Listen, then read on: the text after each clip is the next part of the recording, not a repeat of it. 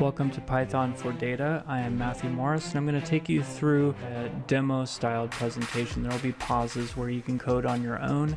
If you're a seasoned veteran, you may get some value from this, or you may be like, yeah, he's missing a bunch of stuff. Well, that's because this is more to get people going, right, that haven't really coded in Python before, and to fill in any overall gaps. The way that the class is designed is to actually be a loop. And so as we're going through some of these things, you'll hear me say, hey, that doesn't really apply for right now, but when you come around and do the class again, you'll actually be able to improve on it and see how, oh, this is how this would work. And the reason why I designed it that way, I find with a lot of classes, you jam through it and you're like, okay, I coded it, but then you're not necessarily feeling fluent.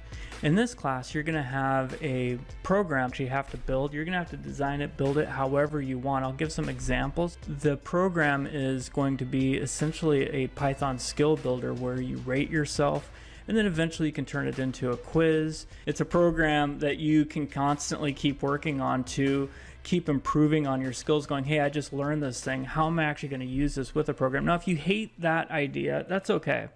The one thing you don't wanna do as a programmer is you have one thing that you need to learn to fix this one piece of code that you're not really sure what the heck even all the other code does. And then you go to Stack Overflow and you Google around and you find a way to fix it, but you just don't feel fluent. And so this is hopefully going to bridge that gap. So starting out, let's go ahead and take a look at the general setup. So as you know, I have Spider here. That is a prerequisite to this, is that you'd want to download Spider. Now you can use PyCharm, you can use whatever you want. You can use a text document. I like this because it comes from Anaconda. You don't have to do a lot of configuring behind the scenes. If you're interested in hey, I want to know all the configurations, you can go through, I would say maybe Learn Python the Hard Way is a good reference by Zed Shah. In the very beginning, before even getting started, he goes through a lot of configurations and how to get everything working. I like Anaconda because it does that for me, and I can pretty much get into coding right away. And one of the pieces of setup that we have to do is actually get it so that we can run a program. So one, I've created a folder here where I have all of my different pieces of code. And as you can see, there's a few of these classes. Got all of the code here that I've put together. And in this one, we've got the Skill Builder Unit 1. When I click on it, this pops up.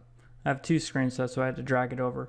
But this actually pops up, and we have a program that we're running here. And so this is, put in my name.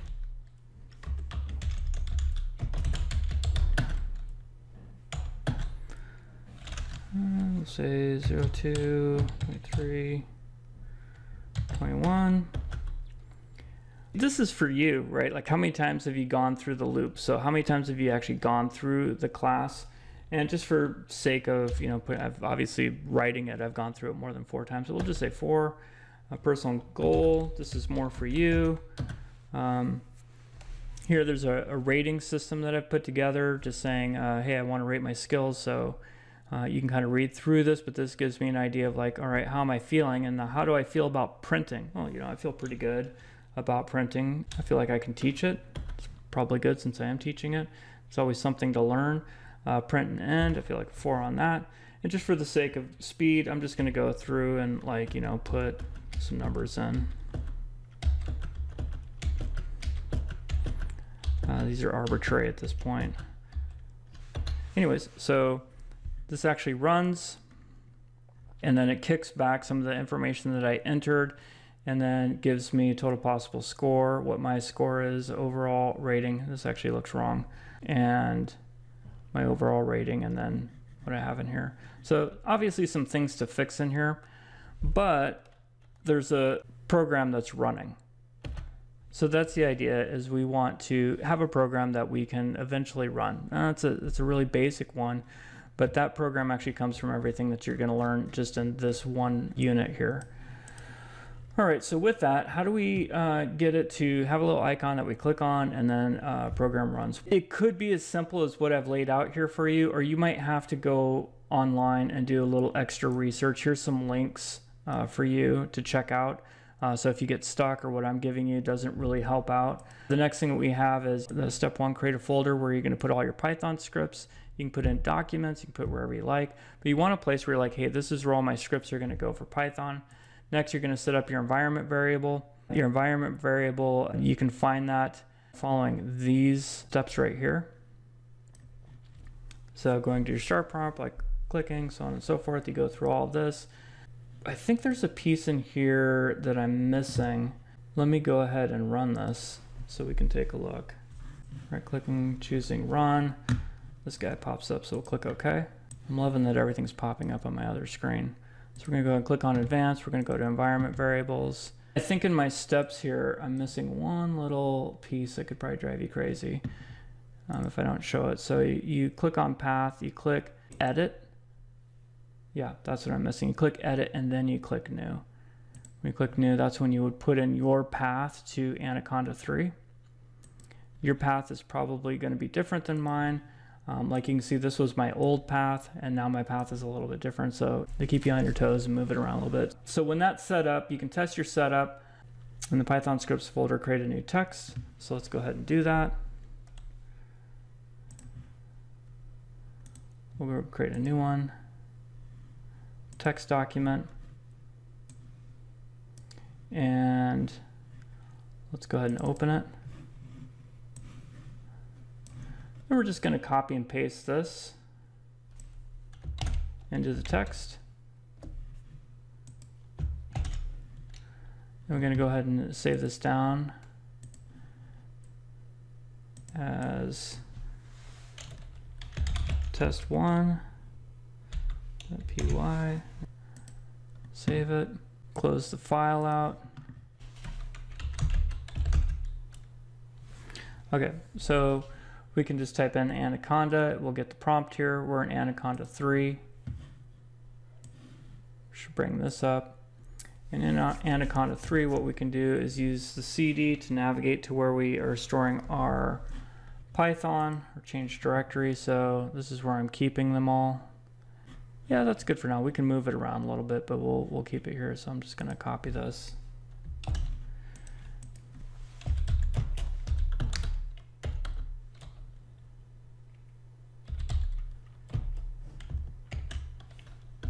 Okay, so we've got this set up now. Let's go ahead and run it.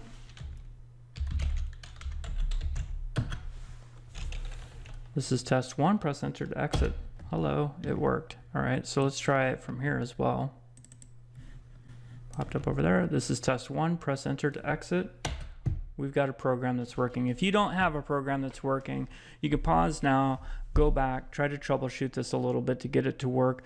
But at the end of the day, this is just more like, hey, this is working and this is fun. If you're getting frustrated, go ahead and move forward. You can go through the rest of the class. You can be practicing and come back. I find configuring, at least for me, is probably the lamest part of all of this. And you're always having to kind of babysit it a little bit. So, but hopefully you have a program that when you click on it, it actually runs. This is test 1. And for any of you out there that are more seasoned veterans, you'll see that I'm doing a kind of a cheap trick here. And what that is for anybody that's a little bit newer is, let's go ahead and open this up with Sublime. You could open this up in text as well. A trick that I'm doing, and we're going to be getting into this a little bit more, but this is an input asking something from the user to actually press enter to get out of the program. If I didn't have this in here, you would see a black screen just flash really quick and you'd think your program didn't work. Well, it's just running this and then kicking out. So that's why this is a nice trick to make sure to put into your scripts when you're beginning and you're just testing things. There's another way that we'll see later how to not have to rely on this. Okay, so with that, let's go ahead and jump into the class. Again, this is going to be a little bit more kind of review of what I've put in here. You can pause, and I recommend having your own spider open and try programming along. This first one is just me kind of saying, hey, this is what this is, practice it a little bit. So commenting, I'm using these hashtags here, #signs, to actually create headers. This drives some people absolutely bananas that I do this, and other people are like, wow, this is great. I get this from RPG4 and CL programming back in the day. The idea is that more commenting, the better as far as like headers go, because somebody can open up your program and bam, right out of the gate, just see everything that they want. You know, it's really easy to navigate and find things. I've gotten dinged on this as well, but I actually really like it. This is really just for one line. So these little one-liners tend to be like headers. This is a little bit more subtle, a little bit more graceful. And when you have to enter multiple, you use 3 single quotes, and you end it with 3 single quotes. So when people do this, you'll see them just kind of go 1, 2, 3, just put them out of the gate, and 1, 2, 3, and then put, you know, whatever they want here. This actually won't run. This is just for you, for the developer behind the scenes. So when we go down here and I go to run this, if I select this entire thing and I click run, it just says, okay, this is what's going on behind the scenes. We're looking over here. It's not really giving us an output. This would potentially be the output here is what it's saying.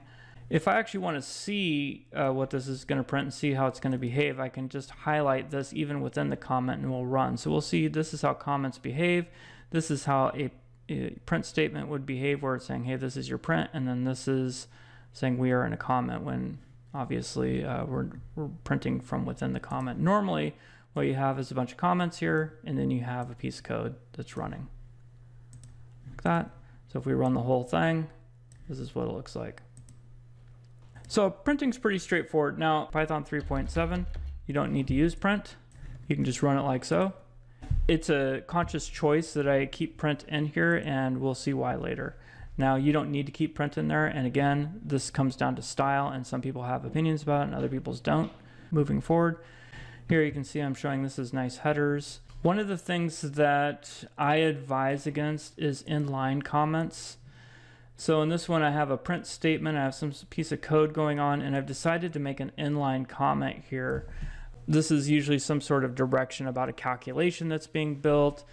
What tends to end up happening is you have lines and lines of code and somebody comes in and they make a change within here. Like let's just change this and just say, okay, let's just take all this out. We'll just do a little math. We'll say +1. And we'll just say that this is our comment. You know, this is keeping it basic, right? Well, you have like, you know, 50 lines of code with different calcs and you have a bunch of different inline comments. What tends to end up happening is you eventually have to update your code. Somebody puts this in here. Inline comments, for whatever psychological reason, don't tend to be updated very frequently. So then they do this, you come along later. Sorry, this is bugging me. You come along later and you're like, holy cow, this is supposed to be 2. This is totally wrong. And then you try to fix something that's actually working. So I find it to be just a better practice to put these up above and say, hey, this should actually be 2. And then it just feels like it reads a little bit more linear, and people tend to be more apt to update these to say, okay, this needs to make a little bit more sense now. So that would just be my recommendation there, is to try to avoid inline commenting. Here's some more information on commenting. Usually before any piece of code or new thing, you want to explain yourself a little bit, to explain what you're actually doing. It doesn't have to be a novel. Short and sweet is good, but it doesn't also have to be cryptic. So you want to say basic instructions. Think about like a cookbook and a recipe and what they're supposed to do next, or what this next piece of code is supposed to be doing. This I love. And again, this is the part that drives some people crazy, and other people are like, wow, I think I might start doing that. You can actually put these in your own documentation or wikis or whatever. But I find when you, rather than having to hunt around for all of that, if you open up even SQL, you could open up your SQL and say, boom, here's the name of the program. Here's who requested it, department, division. Here's all the URL and the docs on it. This is who the people it was created by. Here's the purpose of it. Here's all the source tables. Here's the calcs and the business rules. Oh, wouldn't that be awesome, right? And then down here, you have a change log for anybody that's going in and changing any of the code that's in here. So this would be for any of your code that you have that is just like, you know, a big piece of logic, and you want to store this information in here. It's also a great way to keep from developers calling you all the time with questions about what you've built. I know this can go into wikis and this can go into docs, but why not just put it in code would be my question. So here's some programming principles. The Python philosophy, you can read through these. I'm not going to read all of this. You know, these are things you can kind of come back to and look at this. And this is one of the things why I use print. Explicit is better than implicit. And the idea is that you don't want to imply things. You want to be pretty straightforward, like this is what I'm doing, which is why I keep the print in there. And just also for readability, if you're pretty fluent, it's pretty redundant to see the print in there, but keeping it simple, keeping it readable for everybody, and keeping it explicit. If you want to read these or where these come from, import this right here. This is called import this, and it'll actually import the Zen of Python. Read through these at any time that you would like. There's more documentation here. There's more than I'll ever go through on python.org. Okay, so we're going to go over a little bit of vocabulary. We're not going to go too in depth, but essentially you have these libraries. Inside the libraries, you have functions, which are also known as methods, and they can be, you can call them and import them in. You can import the entire library in. If you have a lot of work that you're doing, it can slow things down. So you really just want to import the different functions or methods that you want to import in. When you actually do come to a place where it's like, hey, I'm actually importing a lot, you can import the whole library just like this. You just import, and then the name of the library. So in this case, the name of the library here is like math. So you can just put math right there, and you'll bring in everything like standard deviations, averages, whatever it is that you're getting from that math library. Go down to modules. You can define functions, classes, and variables. It is runnable code that you can have. And when you are actually bringing a module in from a library, it gets a little funky on you as far as like how you import it.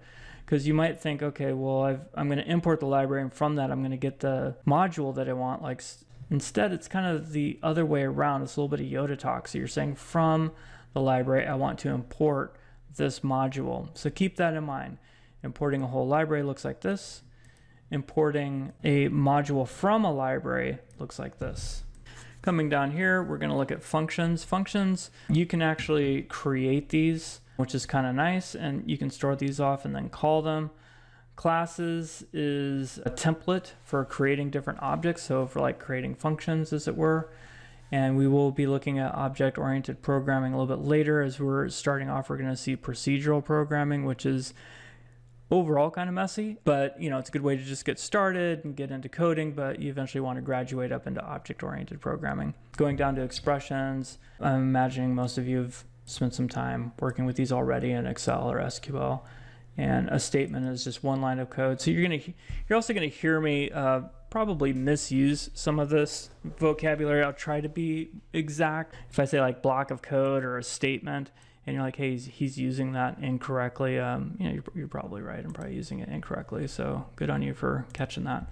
What I want to do is take a look at some good code versus bad code, kind of get this going here. We've got some math here, and you can actually run this. You can treat this like a calculator. So if we run this, you can see, okay, this comes out 16. This is not really being explicit. We want to use parentheses like crazy to essentially say this is what we're really wanting to do. Because you can see the number, just basic math, you know, PEMDAS, is going to help secure what we're meaning when we're actually doing our math out here. And as a matter of fact, not only do we want to use our parentheses correctly, but we also want to do some spacing in here. Now, this may be more readable at this level, but keep in mind, this is a real basic example to just show you coding.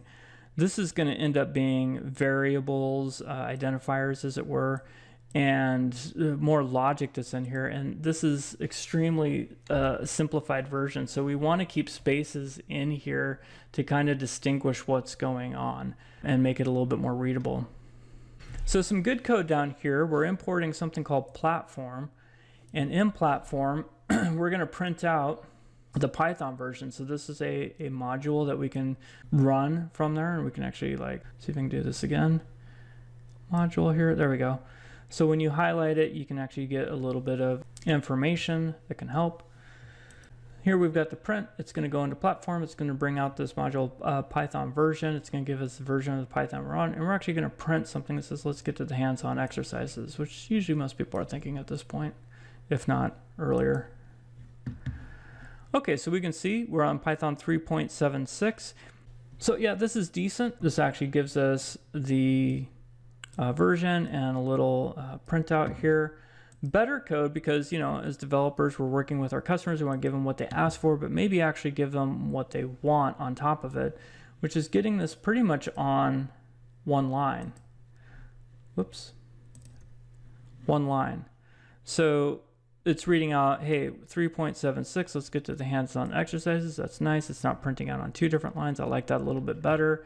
When we're looking at this, we're saying, okay, we've got this module that's got the printout that it's doing with the 3.76. This little plus we're going to see as we get into string functions is for concatenations. So I'm saying I want to concatenate that with a blank space and then concatenate that with this string. It says, let's get to this. That actually looks pretty good. This is even better. And then this bad code here, if we run this, it works, but the code is actually bad. I'll give you a second to look at it to try to figure out what's going on. See if you can spot why this is wrong.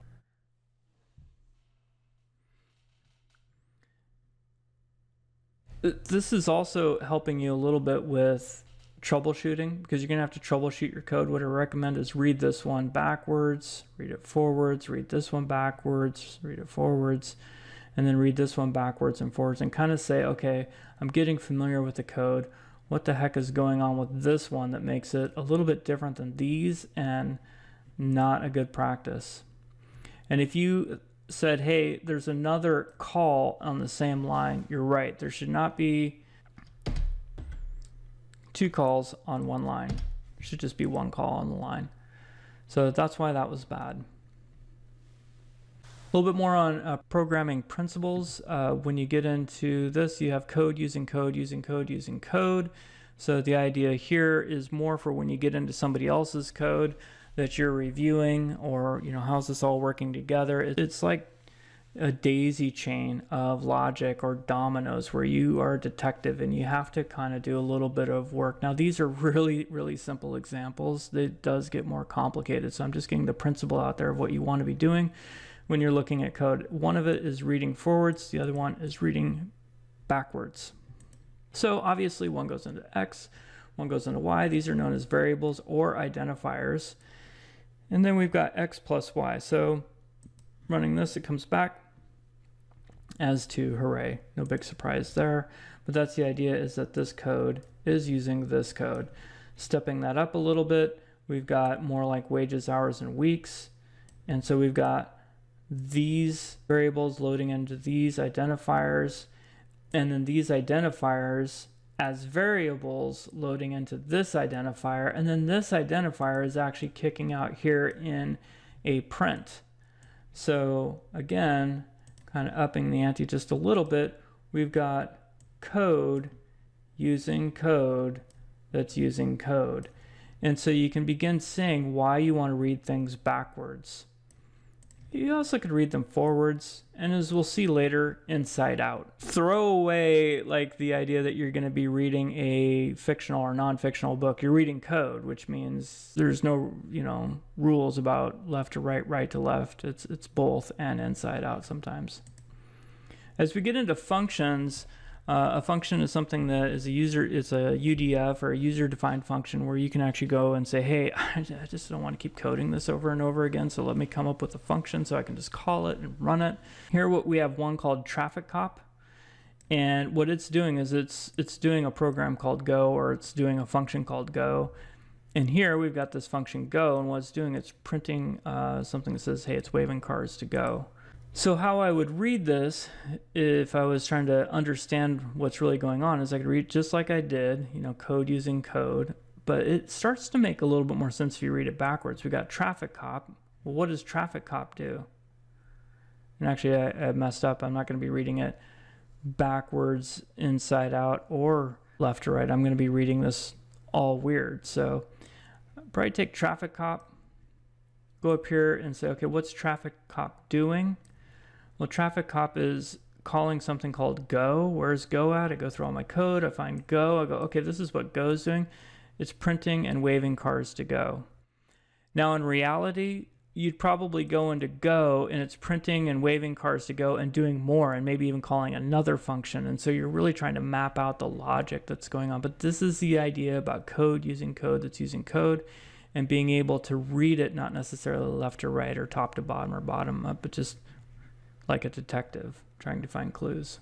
We're out of the concepts now, we can actually get into some hands-on. At any point, I recommend pausing the video and practicing. As I show you, you're like, yeah, easy, no problem. But if you stop the video, don't look at it, maybe go grab a glass of water, come back and see if you actually remember how to do it without looking at the video. That's really the key right there. Can you actually code these things independently of any reference? So in here, when you print, we've seen it, it actually prints out to the screen, and we can run it two different ways. We can run both lines. One of the things that's cool about the print is you have this end parameter. This allows you to put a delimiter in here. And if we see this, we've got essentially, I'm printing out check. I put a comma here, and then end, this parameter allows me to now say, okay, what do I want to go after check? So if I run this, I've got a blank space. Let me just put like a pipe here, our good old friend, the pipe delimiter. If we run this, we can see it throws a pipe in at the end. So if we do this for all of these,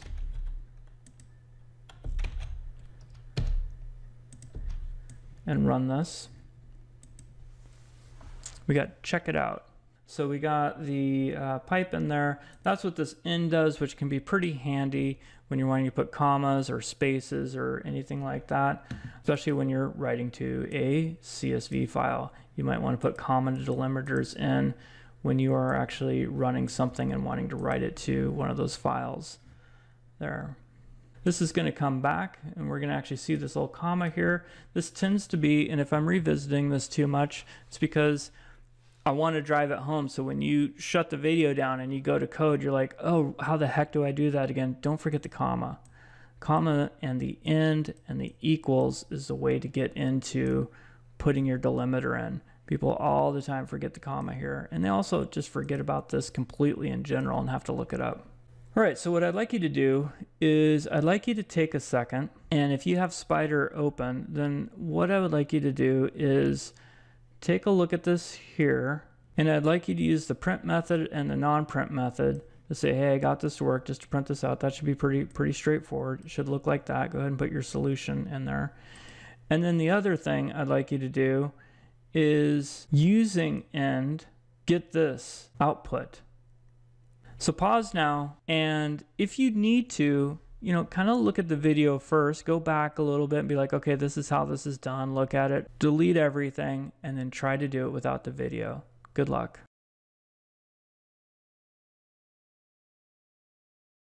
Okay, welcome back. Hope you did well on your first hands-on exercise. We're gonna keep moving down here, going into printing a variable. We're gonna take 24, put it into cost, put 0.2, put it into tip, and then what we're going to do is we're going to say, okay, the cost times the tip plus the cost is going to be the total, and then we're going to print the total out. So if we run this, we've got 28.8. This is pretty straightforward. This is something that we do in Excel. We do it in SQL. We kind of do it all over the place. The only difference here is we're actually creating a print. Heading down to concatenating variables and strings using a comma. This is where it gets a little bit interesting, where we can use this comma again, because what we want is we want to actually give some verbiage. We don't know what the heck this 28.8 is, like that has no value, so we need to put a label with it. So what I can do is I can say I want to have the same math, but before I print total out, I'm actually going to put this little string in here. I kind of skipped this all together, but you don't need to put quotes around identifiers. You can just throw them right in here. And that's exactly what I'm doing here. So I'm just saying, okay, I have my total with tip, and then I have a comma, and then I've got the identifier here. So when I run this, I can see my total with the tip is 28.8. In this exercise here, what you're going to be doing is figuring out how much you're going to pay your pet sitter. Here is the pay, and then you're going to have the rate times the hours that they worked. And what I would like for this as well is the output should also have a string, and the example output should be, I will need to pay a pet sitter, and then whatever this identifier variable is actually going to be should be what comes back. All right, good luck.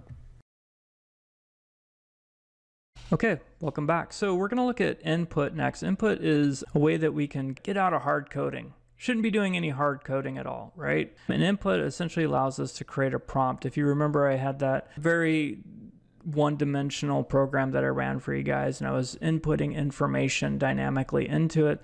That's what we want to get to. Good example would be like username and password, where you're going to have a prompt. I essentially have the input here that I'm calling. You'll see these parentheses here. We're going to be messing around with these quite a bit more, but this is where you can put some kind of argument or information.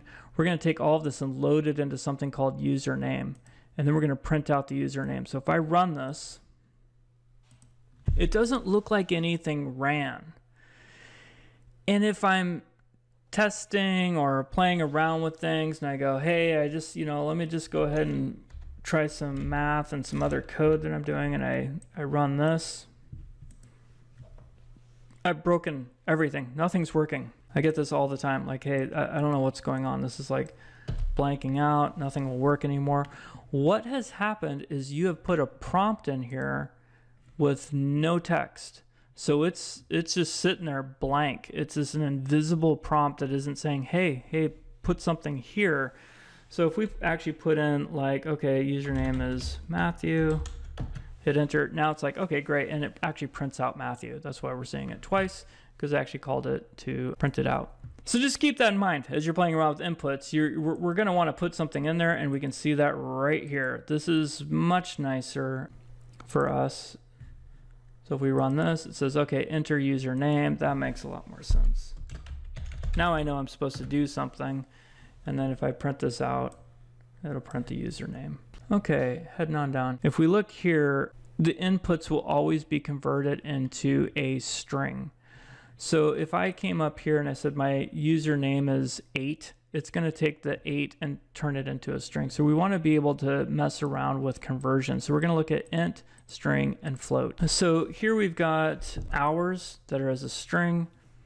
We have wage, which is an integer.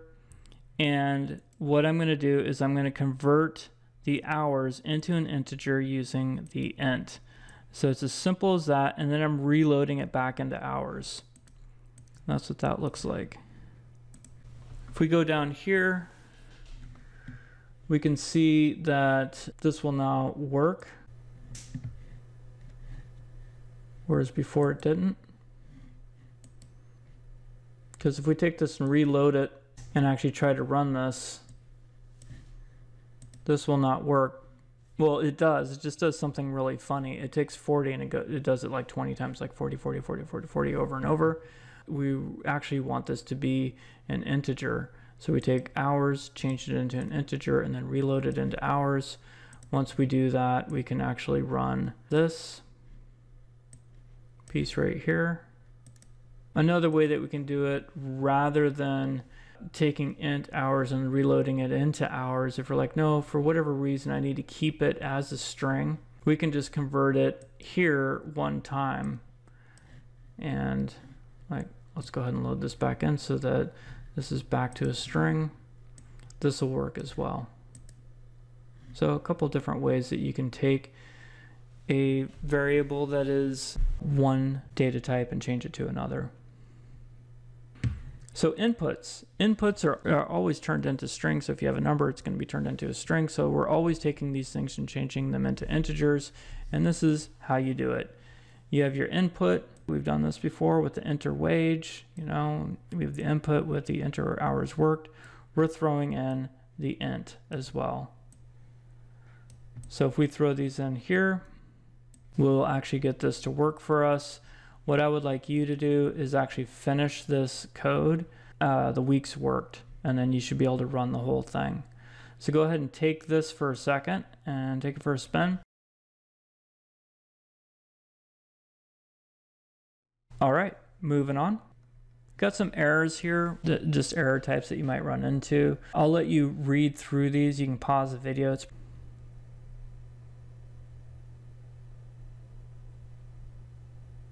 A bug is where it's a human error, where we've actually put logic in that is incorrect. So a good example will be forgetting about leap years when you're doing calendar or trend analysis. That would be a human error or a bug. And there's actually, it comes from an actual, I believe, a fly landed on some computer thing. They paid homage to it in the movie Brazil. It's a real scenario, and they have the fly, I believe, in the Smithsonian. It was the first bug back in the 60s. I'm messing some of it up, but it's a true story, so you can wiki it. Okay, so now we're going to take a look at strings.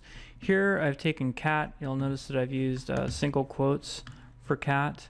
You can use single or double quotes, but we're just going to take cat, we're going to load it into pet, and then we're going to start slicing through cat to see how this plays out.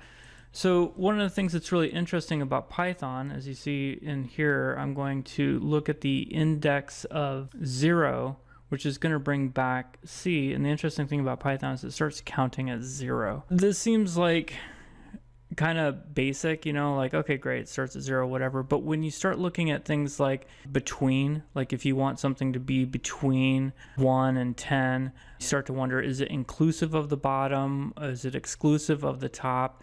And these are things that you're going to want to know. And as you're starting to look at, well, I need to see between 1 and 10, you really want between 0 and 9, because that's going to give you between 1 and 10. And you can see how that can get a little funky. Anyways, so for this one, I've loaded cat. I'm bringing in pet. I'm saying, show me the first indexed value of it. So if we run this, obviously we're going to get back C. Here, just by using this little comma that we saw before, we're going to get back C and A. And I've got another comma here to say just complete it. So I'll go ahead and do that for video. And we're going to put in 2. There we go. So we got cat. Notice we've got these weird little spaces here. So it's good to point out that this is really, this comma is not a good substitute for concatenation. This is really bringing in different values and separating those values. Here, this colon, what this is going to represent is essentially a between. So we want between 0 and 2. So this will bring, we're actually doing a test on it where we find out that it is not inclusive of the top. When we go back to our scenario of saying we want between 1 and 10, we would actually want between 1 and 11 so that it'll bring back 10. And in Python, we'll go a step further and say, well, we really need between 0 and 10 when we want between 1 and 10, because 9, it won't actually bring 10 back because it doesn't include the top. All right. So heading down to slicing in a practical example, here we have a PO number that's representative by a location, ID, date, and a sequential code. So let's say we want to slice these out for our purposes. This is just essentially a PO number or purchase order, and this is the identifier for that purchase order. So I can slice out just the location. So let's say I've got a bunch of purchase orders and I want to slice out the location and I want to group them. This would be a method where I could go through and say, all right, let me just at least just grab the location out of here. I could actually take that and not just print it out. I could actually load this into something called loc so that it's stored there. And running this whole script, you can see that 110, the location is 110. So this has actually been loaded into here, which is pretty nice. Looking at the PO number a little bit further, this -1 is going to go to the end of the PO number and bring back the last value. So we can run that, which that brings back 1, and we can see that that is true. If we do a -3 and a colon, what that's going to do is it's going to go from the third value from the back and then the rest of it. So essentially, it'll count back 1, 2, 3. So that's that location, and then bring everything back. So that's a little bit on doing some slices. What I'd like you to do here is load this sequence into here so you can finish the code and do the same thing. Oh, look at that. Should be outcome. So the exercise that you also have here is see if you can slice the date out and actually do the same thing where it says, hey, this is the date, and then you show the date and just slicing the date out. So go ahead and pause the video and try doing that now. All right, we'll come back to this concept again in a little bit, but for now, let's take a look at Concat. We talked about it, and I want to show how these behave a little bit. We're going to take cat, load this into pets, and then we're going to do pets plus dog, and then print out pets to see how this behaves. And you'll see we got cat dog.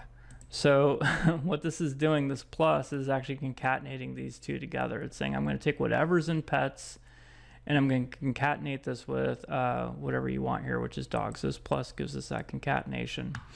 I could also take and add a burrito here, but notice that when you do the comma, like I mentioned, it's going to actually add a space. So this is not really concatenation. It just is adding value to other values that you have, and it gives a little bit of space in there. Let's say you have a string that you want to add in, and you want to concatenate these strings together. This is kind of going over this again, but difference here is essentially I'm putting these into variables or identifiers, and then I'm concatenating these together rather than actual strings, putting in this concatenation as well. So if we run this, it usually is as ABC123. So this concat is actually being brought in here, and we're getting a concatenation as well. So this one right here, I'm taking an integer and I'm attempting to concatenate it with a string. It doesn't work. And so you should know how to make this work by converting the 5 into an integer. I've got an exercise down here that I'd like you to go through. What you're going to do is you're going to add your city and state, assign a log entry with current time, my city and my state. So the sample output for a program would look something like this.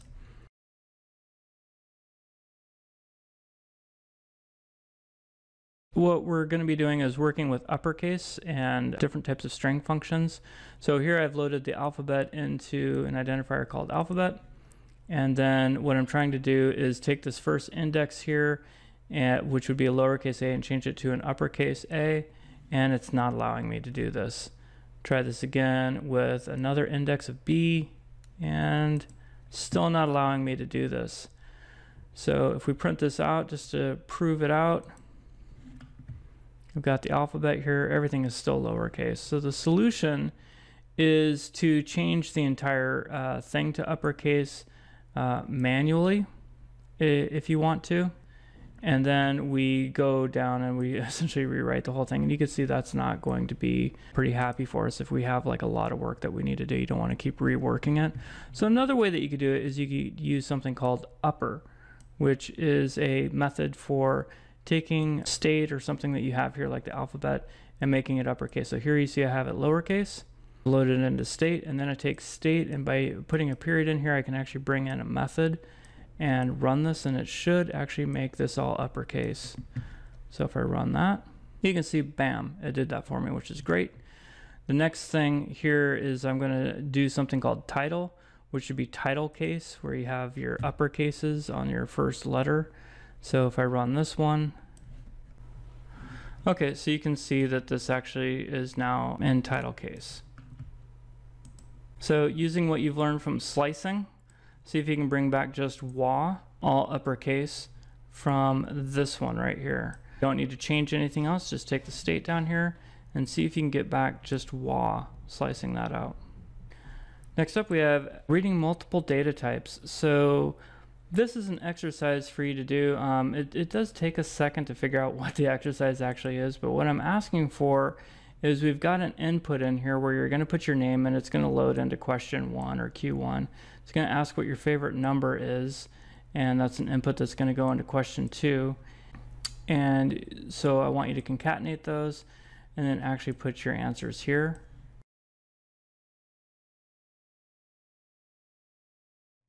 All right, for this next exercise, what you're going to be doing is trying to put all of this together. So you're going to use what you've learned to reformat this PO. The expected output is the loc is 860, the date is 11/15/25, the sequence is 860.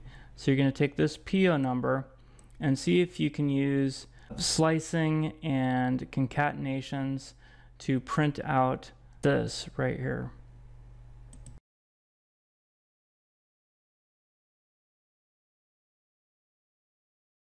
So one of the things that happens when you get into any kind of data analysis or data work at all is you begin doing like analysis on the data itself rather than just some of the business pieces of it, but just understanding what's the length, what's the data type, all those type of things. So we're going to take a look at that right now with just a simple string length. And what this does is it tells you essentially the length of the string. It's using len. So you can actually print, using len, you can print out what is in this variable. So for example, if we run this right here, we can see that 13 country name length. That's the length of the country name. So we can run this with all these, actually get all these back, 13, 2, and 7. Which, where this can be nice is if you're bringing in new data and you're expecting state to be 2 and it's actually like 25, which happens all the time because you have state that's like WA for Washington, OR for Oregon, ID for Idaho, and then all of a sudden you see United Kingdom, right? And so that means that you got to clean the data up a little bit. Coming down here, this is another piece that can be kind of helpful to get you into more dynamic coding and out of any kind of hard coding. What we're going to do is impute values into strings. Now I'm going to show you the old method, which I don't like, and I'm going to show you the new method, which transversely I do like. The reason why I'm showing you the old method is there is some value in it, in that you might see it around and you're wondering what this is. Nobody ever showed you, so I'm going to show you that. So I'm taking cats, I'm loading it into this variable A. I'm taking dogs, I'm loading it into B. I'm taking 5 and I'm loading it into C. So these are my values. As you can see, like this %D, and I give you an index up here, is a substitute integer for decimals, so, or integers as it were. And then I always see D, so I think decimal. And then R, if we go up here, you can see this is raw. This is what a lot of people use. Another integer, another raw. And these coincide with these right here. So essentially I'm bringing in the different variables or identifiers in the order of the string. So if I run this, you can see I have 5 dogs and 5 cats. I absolutely do not have 5 dogs and 5 cats. This is just for the class. You can see how this kind of works, how the C goes to the D, the B goes to the R, and you just have to make sure your data types are right, and it's just a pain in the neck. This is a good way to get into Mad Libs, and I'll show that in a little bit. It's a fun game that you can do with your kids or friends or whatever, just to show some programming right off of this first class. So I realize this one is more of a like stretch goal. This isn't like you have to really fix it because it does work. This is just saying, hey, you got it to work here, but can you actually put these in? Okay, coming down here, this is moving on to a little bit of a funner format that I actually like. So here I'm putting the values again, cats, dogs, into these identifiers. And now I'm using squiggle brackets instead of all of those different data types. And now I can just say dot format and then put the order in that I want. And this is great because these just plop right in. I don't have to make sure that they match any kind of particular data type. Love this method. And you'll notice I don't have print here. Probably should. Just for consistency and style. And then we've got more of an example of Mad Libs. If you've never played Mad Libs before, you got a little bit of a taste of it with a ridiculous one that I did up above, but you take essentially like a simple story, or you could take it out of a children's book or a news article, depending on your audience, and you just take out nouns, verbs, adjectives, and you let people input those without them knowing what the story is, and you read the story back, and it's usually pretty funny. So you can build that program now, actually, with the stuff that you're learning. So here we've got fun being loaded into X. And we say Mad Libs is a blank game. And it's going to format and take whatever is in X and put it into this bracket. Pretty straightforward. And one of the cool things about this is you see how you have the 0 and the 1 here? We can actually change this around, have a little bit more control. So if I run this one, I don't even need to have the identifier. I could just impute game right into the argument here, and it'll take that and throw it right into 1. And I could take this and say, let's put 1 and 0 if I need to change that around.